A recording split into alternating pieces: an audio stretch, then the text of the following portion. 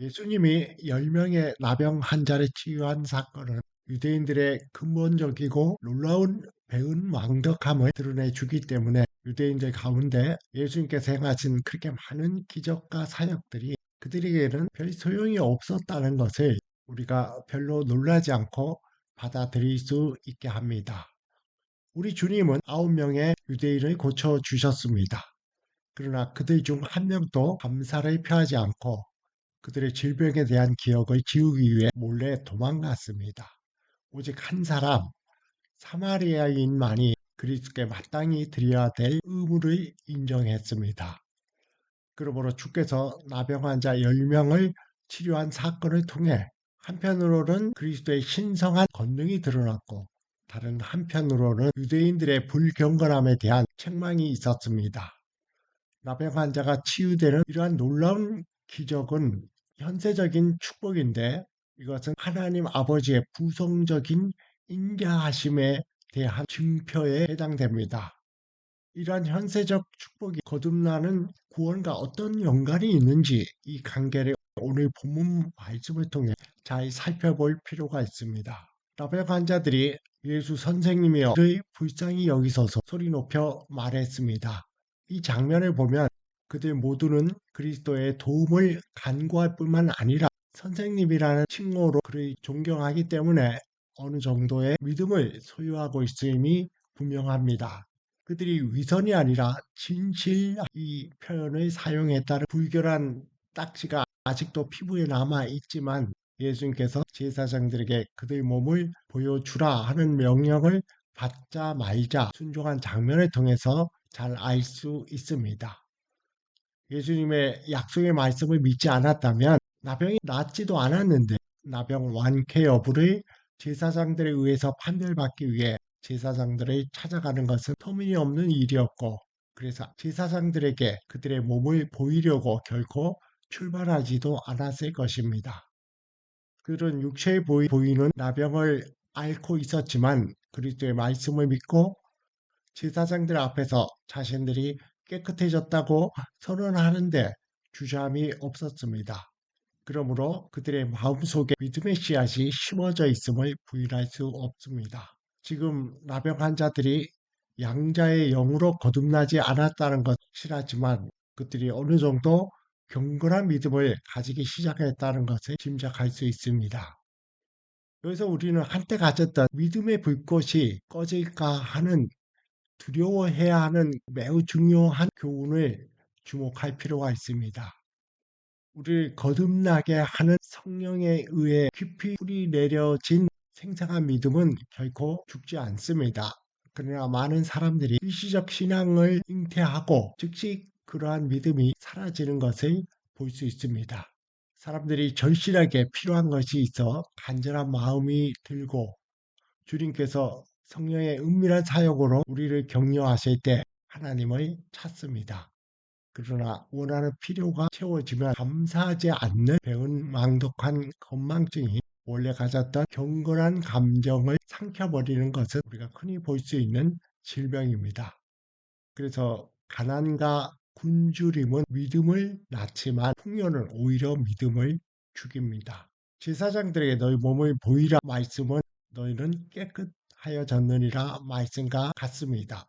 왜냐하면 영혼의 질병으로 간주되었던 나병을 분별하는 것이 의사가 아닌 율법에서 정결한 자와 부정한 자를 구별하도록 명령받은 제사장들에게 속한 것임을 우리가 알고 있기 때문입니다. 그리스도께서는 제사장들의 권리를 온전히 보존하시고 주님께서 행하신 기적을 확인해 줄 증인으로 그들의 제사장들에게 보내셨습니다. 예수님의 말 한마디에 즉시 치료의 희망을 품게 된 나병 환자들은 그리스도에 대한 경건하고 독실한 감정을 분명히 가졌음을 볼 수 있습니다. 이 말씀을 고해 성사와 연결시키는 교황주의자들의 주장 전혀 근거 없고 터무니없습니다. 나병 환자들이 제사장들에게 그들의 몸을 보이려고 가는 여정에 그들은 깨끗해졌습니다. 여기서 그리스도와 그의 말씀에 신성한 능력이 나타났고 또한 하나님께서 믿음의 순종을 높이 평가하신다는 것을 볼 수 있습니다. 즉각적인 놀라운 치유는 나병 환자들이 주저하지 않고 그리스도의 명령에 따라 제사장들에게 몸을 보이기 위해서 떠난 바로 그 확신에 찬 소망에서 생겨났기 때문입니다. 그러나 살아있는 뿌리가 잎사귀 정도만 낳은 이 일시적인 믿음이 하나님에 의해서 놀라운 효과로 존중을 받았다면 진심으로 그리고 영구적으로 하나님께 고정되어 있는 우리의 믿음에 상응하는 거기에 기대되는 보상은 얼마나 더 가치가 있겠습니까? 비록 9명의 나병 환자가 육체 치유에서 구원에 이르는 유익을 얻지 못했고 없고 일시적인 믿음을 통해 일시적인 선물을 얻었을 뿐이지만 이 비유는 참된 믿음의 수반 위대한 보상을 우리에게 기대하게 해줍니다.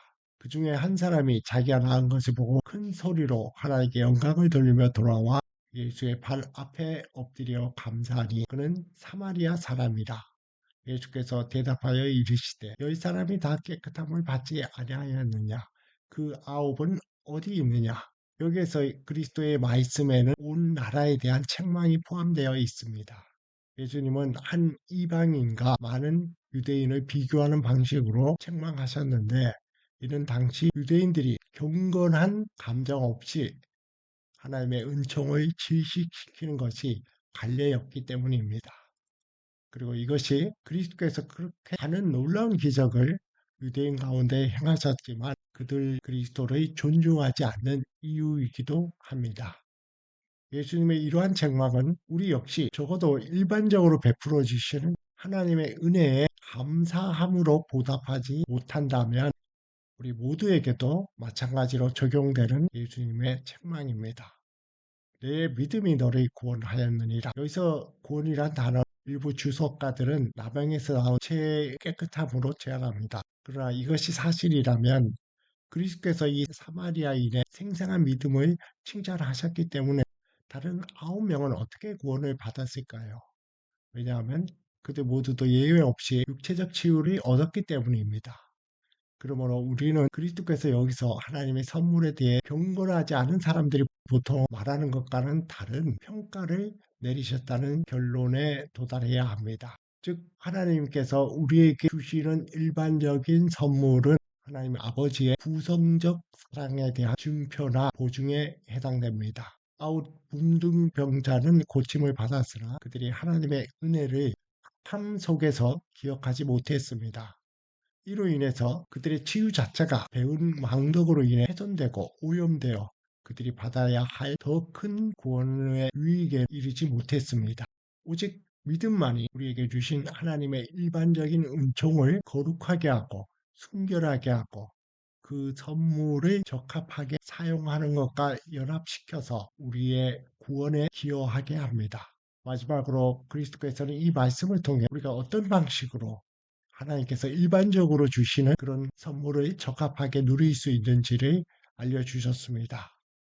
따라서 그리스도께서 말씀하신 구원은 현세적인 선물과 함께 영원한 영혼의 구원이 포함된다고 말할 수 있습니다. 사마리아 여인은 그의 믿음으로 구원을 받았습니다.